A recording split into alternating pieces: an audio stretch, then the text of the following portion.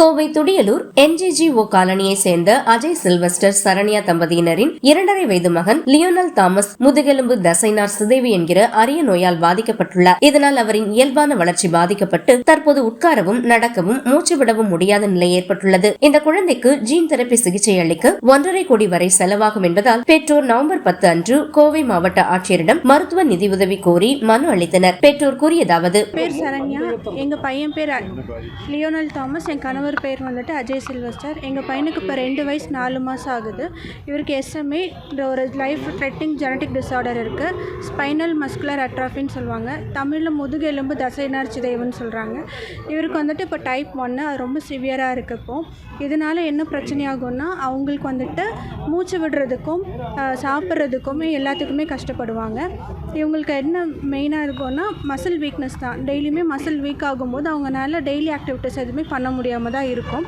இதுக்காக நம்ம வந்துட்டு பைபாப் மெஷின் ஒன்று வச்சுருக்கோம் இவனுக்கு ப்ரீத்திங் இதுக்காக. இப்போ ரெஸ்டிப்ளம் அப்படின்ற ஓரல் மெடிசனும் கொடுத்துட்ருக்கோம். அது வந்துட்டு 6 lakh rupees வருது. இப்போ அது கொடுத்துட்ருக்கனால கொஞ்சம் ஸ்டேபிளாக இருக்கான். ஆனாலுமே அந்த ரெஸ்டிப்ளம்ங்கிறது ஒரு டெம்பரரி சொல்யூஷன் தான். அவனோட உயிரை ஹோல்ட் பண்ணுறதுக்காக மட்டும்தான் அது.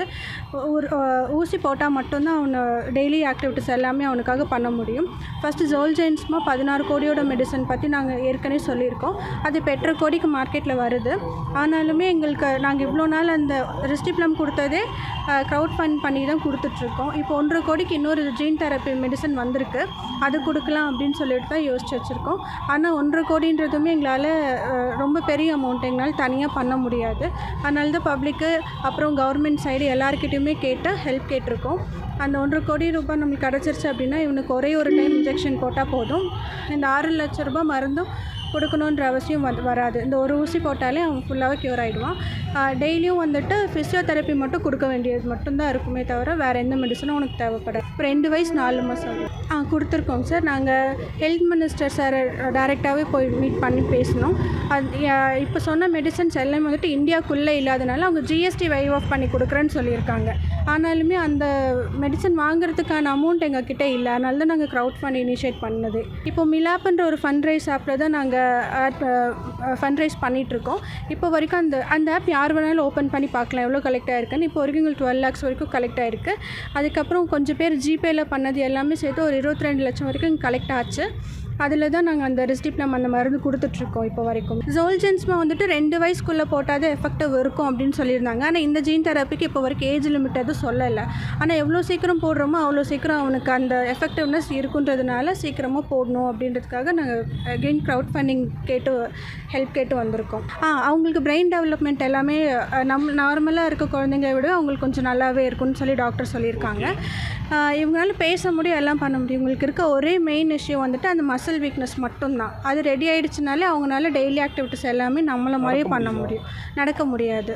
ஹெட் கண்ட்ரோல் 6 மாதம் வரைக்கும் இருந்துச்சு, அப்புறம் இல்லாமல் போச்சு. இப்போ அந்த ஃபிசியோ கொடுக்கறதும் அந்த ப்ளஸ் அந்த ரெஸ்டிப்ளம் மருந்து கொடுக்கறனால இப்போ அவனால் 50 to 70% ஹெட் ஹோல்ட் பண்ண முடியும். ஆனால் கீழே போட்டானா நம்ம தான் கொஞ்சம் லிஃப்ட் பண்ணி வைக்கிற மாதிரி இருக்கும்.